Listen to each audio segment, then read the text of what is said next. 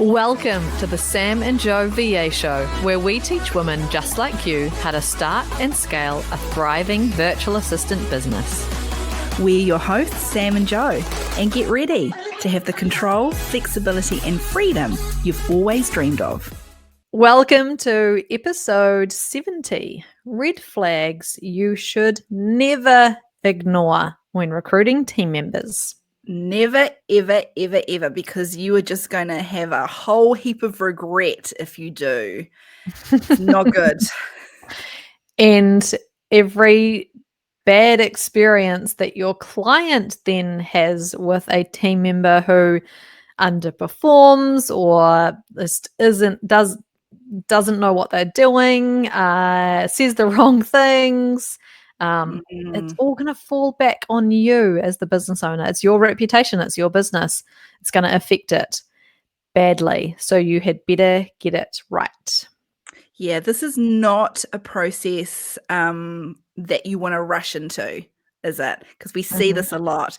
Virtual assistants have kind of all of a sudden they're inundated with clients, so they feel the pressure to quickly. I've got to get it. I've got to get some team members now. They've never done this process before. They rush into it. They either ignore red flags or don't know what the type of red flags to look out for. It goes wrong, and then they're scarred for life. And then that's it. Oh, growing a team, that's not going to work for me. I've tried it. Look what happens. Yes, so much so. And we're going to go through 10 tips and 10 red flags. And we're going to base this mostly around when you're hiring contractors. Because when you're hiring employees, there's a whole lot more attention that needs to go into this, and more things that you need to do in a different kind of process. So we'll focus this around hiring contractors. But yeah, like Sam says, you're inundated. It's important to start this process sooner than you think you need to. Like if you're getting really good, like consistent leads coming in, you're starting to feel like you're filling up, start earlier than you think you should, because it takes a little while to get the process completed and find someone. And it's really hard to find the time to do a really good job when you are at your capacity. So do it earlier than you think, so that when it becomes that you are at your full capacity, then you have the person ready and waiting and inducted and ready to start. I love the way you're so generous saying we're going to share our 10 red flags. These are not my red flags, because I don't have a team and I don't want a team. But Jo, she is the absolute pro at this, with a team of 30 plus, having done it for almost 10 years. You do it regularly and you do it really well. So these are all Jo's tips and tricks. Do you know what the funniest thing is, though? For everyone listening, they're like, I thought Sam has team members at the VA Foundry, though.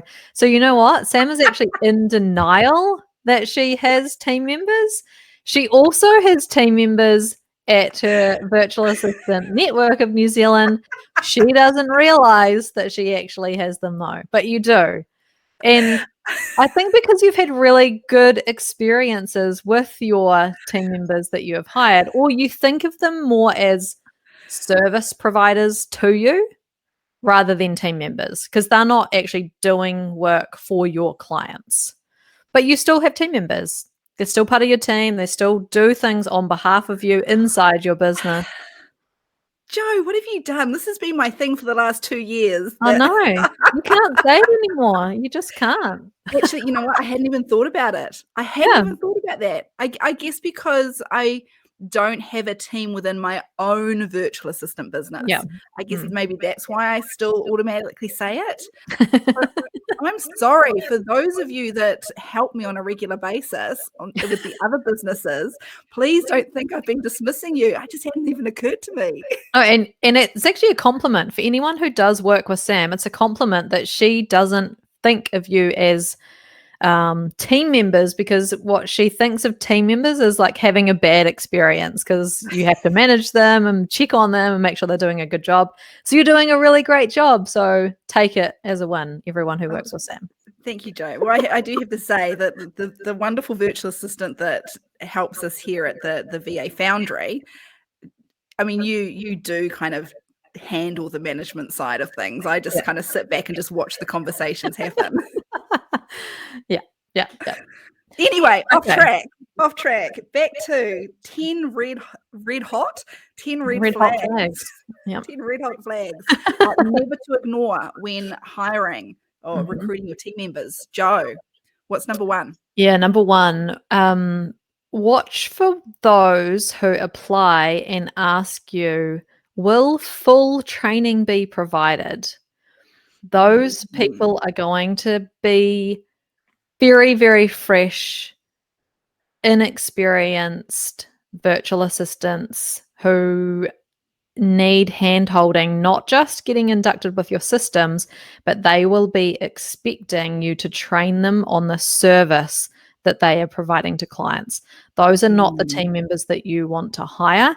If you are busy and you don't want to go down that track, I would say that you should be hiring only people who already have the skills and knowledge and experience behind them to provide the service to your clients. Now, yes, obviously training, you're going to need to train them on your systems and how to get inducted with your business, but watch for when people say full training, what they mean is the service that they'll be providing.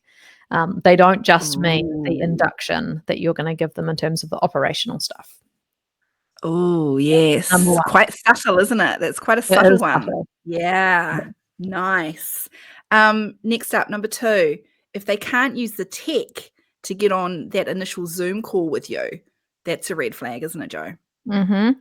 Tech issues in general are definitely red flags. So if they can't get on a Zoom call, they can't get their camera to work, they can't get their mic to work, that is a red flag, because you need to have an expectation that your team members will be able to sort out that kind of tech stuff, because they're going to be on Zoom calls with clients, potentially, if you have them onboarded and working directly with your clients. That is going to be an issue. The client is going to get frustrated. They're going to potentially not turn up on time for the Zoom call, and they're going to have issues, and it's going to be clunky and horrible. If they have issues with like completing things like signing, attaching documents, in that initial recruitment kind of phase, that's also a red flag, because you need to have people who can do the basics of document management and emails and using basic tools. They need to have that as a starting point, because you don't want to be teaching them that. It's going to be too cumbersome, too much time is going to need to be spent. Okay. So that's a time to actually not going to take you through to the next stage. Because you're in control, right? You can do that at any point. You don't have to complete the recruitment process. If you see any of these red flags really early on, you can pull the plug, right? Yeah, even if they've signed a contract, you can pull the plug. Don't think that there's any point where you can't pull the plug when we're talking about hiring subcontractors. Next up, non-responsiveness. So this comes down to how they communicate and if they're communicating promptly, doesn't it?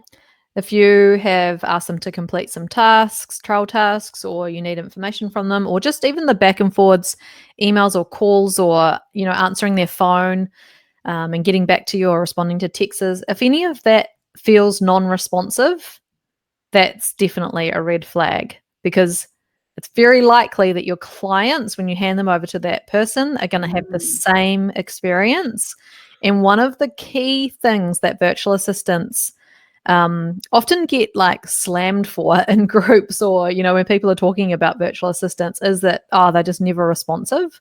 And people want to feel like you're there and you're working with them and you're available all the time, even though you don't need to be, but you're available all the time for them to get in touch with you. So look out for that when you are dealing with hiring your contractors. What would you consider have you got a certain amount of time where you go, oh no, that's not quick enough for me? And I know this is very personal. Another VA agency owner might have completely different ideas around this, but what's kind of your... Yeah, so I sort of look at it like, if this person's really keen to get a job, they're going to be on their best behavior and they're going to be showing up in their like best way possible.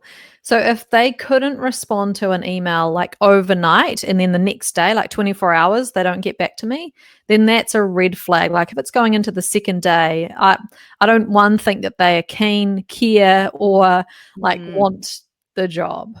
Unless they have said to me, hey, I'm going to be out, like going on leave or on holiday or something for a couple of days, so I'm not going to be able to get back to you on Friday. So, if you just letting you know, like that would be great, and that's great communication, and I can then know when they might get back to me. So, yeah, it's reasonable. It's reasonable. Yeah. 24 hours. Yeah. Yeah. What are your thoughts on bad grammar, bad spelling, text abbreviated language? Red flags? Your face tells the story. For anyone who's listening to the audio, Sam's doing like a screwed up face. It's bad. It's really bad. So, yeah. Look, we know that not everyone is a great speller or, great at writing. But as a virtual assistant, there's spell check that's automated in the tool. So it's not whether you can spell or not, it's whether you take the time to go back and review and reread and use a spell check that really matters. So even if you can't spell, that's fine. But if you can check it and make sure that your spelling then is right, that should be a given for anyone who wants to be a virtual assistant. And again, I sort of think about it like I'm a client when I'm hiring a contractor. I'm a client. The interaction that they're having with me right now and my reactions to things and my judgments and perceptions are going to be exactly what my clients are thinking. So am I okay with that, or is this not a good experience? Because they are going to be exactly like that with clients. No doubt about it. That's a really good way of kind of looking at it. So if you are in this process or going to be in this process, and at some point you see a red flag being raised and you kind of think to yourself, oh, am I being a bit judgy? Am I being a bit tough on this person? That's a really good thing to do, isn't it? Mm-hmm. Okay, picture a client. What would my client think if I was doing this to them? Yeah. And just even the style that they write in their emails, and like whether they write hi or have my name in there, or like just the general like tone and language and how they communicate. Is this a good impression? And do I want my clients having this kind of interaction as well? Yeah. Okay. That's what else have we got here? Bad grammar and spelling. Oh, here we go. This is one we both love to hate. Can't follow instructions when applying. They're ignoring those little test instructions that you're putting in there.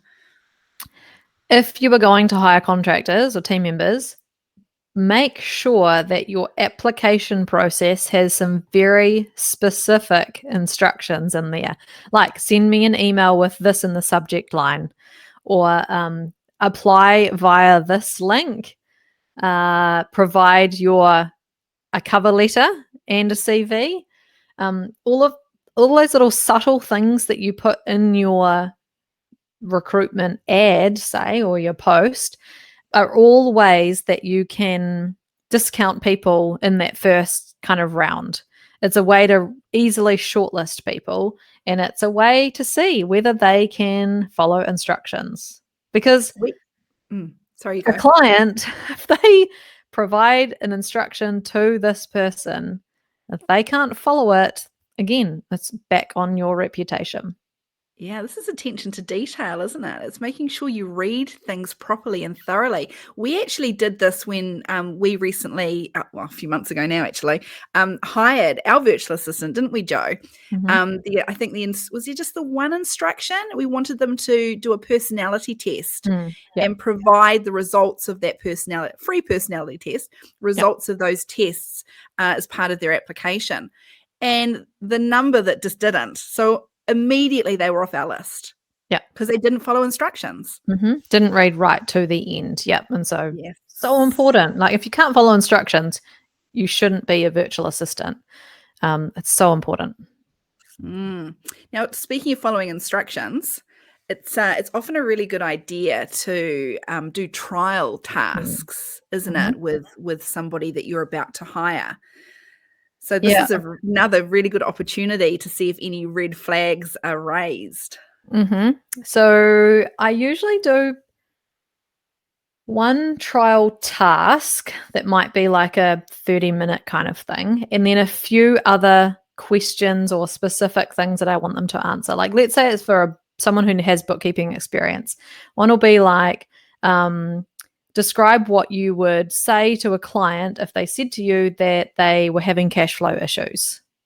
What are some of the things that you would suggest to them? So that's like what initiative do they have? What kind of strategies and like things could they suggest to a client? And that showcases to me what kind of level they're at. Or it could be, can you record a video of you reconciling the demo company in Xero, and do a video of that talking through how you do it and showing us how you would do it. Then I can just see practically, can they use Xero? So those kind of things. Now, if they can't follow the specific instructions that you have and do like 1 to 4 of the things that you've asked them to do, then can they actually follow instructions for clients? No, because they're this is their best foot forward. If they can't do it for you, they're never going to be able to do it for clients. Have you had many that have gotten to this point in the recruitment process that have failed at this trial Absolutely. task? Absolutely. Really? Yeah. This is the main place where you will like easily shortlist people. It's very black and white and very easy to see. Yeah. Interesting. Yeah. Oh, okay. This is an interesting one. What happens if you are wanting to hop on a Zoom call with somebody that has applied for a position to join your team and they don't want to use their video? Red flag? Definitely a red flag. So with all of our clients, we want to build that know, like, and trust and build that rapport with them as quickly as possible. And the best way to do that is in the handover meeting with their new virtual assistant and our essentially operations manager. That conversation needs to be with cameras, eyes looking at eyes, meeting each other. And so if they can't get on a Zoom call with, a couple of days notice, then on camera, then like they're not going to be able to do that with clients. And that's really important to us at Strictly Savvy, my VA business, that we build that relationship in that way from the start. Yeah. It's red flag. And it's probably one that a lot of people wouldn't even think of. Mm-hmm. I wonder if would people recruit without even hopping on a Zoom with somebody? Please tell me they wouldn't. Yeah, maybe. I've hired people without being on a Zoom face-to-face with them. Yeah, but I've seen them in other ways, like they've done the video task or something like that. Yeah. Okay. But yeah, I definitely encourage anyone who's hiring to get on a Zoom call with someone. Next up. One of my favorite topics, I think. I really love this one. Yeah. Staying above the line. Yeah. Do you want to, if for those that don't know what we're talking about when we're talking about staying above the line, do you want to go into it just a little bit? Yeah. So I suppose the red flag is when people are below the line. So the or bed model, so OAR, over top of a line, and underneath it has BED, so or bed. This model is about communication and really good communication and interactions with people should always be above the line, where people are taking ownership, accountability, and responsibility. And then when they behave in a way that is below the line, that is blame, excuses, and denial. So if during this recruitment process, they always have an excuse, or they're blaming something else, or they're denying that something's happened, that's very below the line behavior. And that is how they're going to behave with clients. And that's how they're going to behave with you when you want to bring up something that hasn't gone very well, or something that needs to be rectified, or a mistake. And it's going to annoy you, and it's going to annoy clients, because when people behave below the line, it is really frustrating on the other end of that. And so if we want to have really great relationships and communication, if that's above the line, it just goes so much better. So if someone is already behaving above the line, amazing, perfect. Yeah. But if they're not, it's a victim. So below the line is a victim mindset, and above the line is a victor mindset. So if you can hire people with a victor mindset, perfect. Those who have that victim mindset, it's going to be issue after issue come up. So in interviews, and whether this is 9 to 5 corporate life or in your VA world, a common thing that recruiters ask is, why can't I think of that word? Is, do you have any questions for us? Now, if they don't have any questions for you, that's a red flag, isn't it? Not having any questions for you means that they haven't thought deeply about your business, what it's going to be like working for you, what it's like working with clients, and how it all works. So there's no way that in the recruitment process you can tell them all of the things that they could possibly ever want or need to know about how this is going to work. So if they don't have questions, they haven't thought about it properly and put the time into it. And so that shows to me that they don't actually care. And they're just like, if I get the job, I'll do the job. But they don't actually want to work with you. If someone wants to, they put the effort into really thinking deeply about what it's going to be like, how it works. And so they will have unanswered questions for you. I mean, it's a pretty common question to be asked. I think most people going into any type of interview surely are going in prepped with something to ask. So that surely, no, not everyone does, because not everyone cares. Yeah. They just want a job. They just want to earn. They just want to figure out a way to get some money in. Yeah. But not actually care about it. Right. Yeah. They don't care who they work for as long as they're working. That's not the kind of people you want to hire. No. And lastly, somebody that in that interview, that meet and greet, whatever you want to call it, is a real chatterbox. Can't shut them up. They talk and they talk and they talk, and you can't get a word in edgewise. Red flag. Very, very red flag. For a couple of reasons. Often it's an insecurity. Like they have a lot of insecurities, so they like need to talk because they're feeling insecure about it. And the other thing too is that they might just be really chatty people. And so when you get that person with a client, those conversations that could be 5 minutes or 2 minutes go really, really long. That client is not getting value from the time that is tracked to them. And they will be like, what has actually gotten done? Where is all this time gone? And some clients really like to talk as well. So you do not want someone who will not, it's like chattiness and talking and like that kind of personality. Amazing, as long as they have the self-awareness to know when to and when not to, and always have the bigger picture and the client front of mind in terms of the value that they are getting. So without that self-awareness, that just blows out budgets for no reason.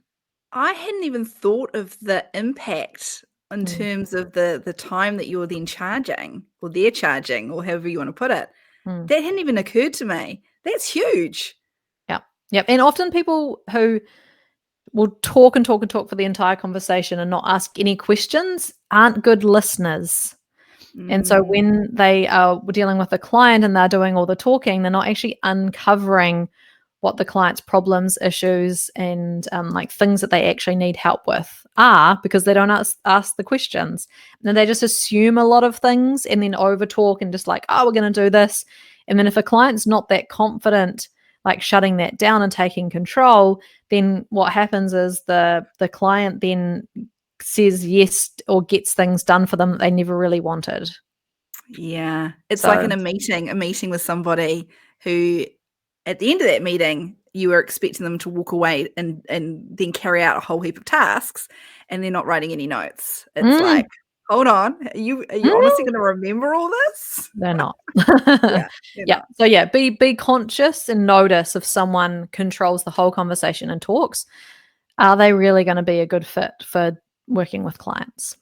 So many red flags to watch out for, and there's probably more. They're just Joe's top 10, or they're our top 10. Because Sam doesn't have any team members. Apparently I do now. So yeah, they're our top 10 red flags. But yeah, so let's just recap all 10 of those so that if you're listening or watching this, that you can write these down. So number 1, watch for those who say, will full training be provided? Number 2, they have tech or simple kind of task issues. Number 3, they're not very responsive. Number 4, bad grammar, spelling, like comms, writing is not good. Number 5, can't follow instructions when they apply. Number 6, can't follow instructions on trial tasks. Number 7, not wanting to get on camera for a Zoom call. Number 8, they behave in a way that's below the line, blame, excuses, denial. Number 10, they don't have any questions to ask you in the conversations. And number 10, did I say number 10 then? Number 9, that was. Number 10, they talk and talk and talk and don't listen very well. Great list. 10 red flags.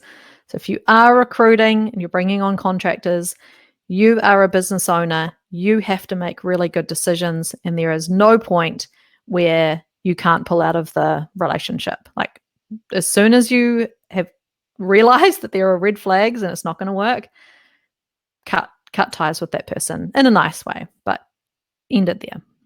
Yeah, now's not the time to be everyone's best friend, right? You've got to put your boss hat on, not your biz bestie hat. Yeah, not biz bestie. You are now the boss. You are in control. You are a business owner. Thanks for listening to this episode of the Sam and Joe VA Show.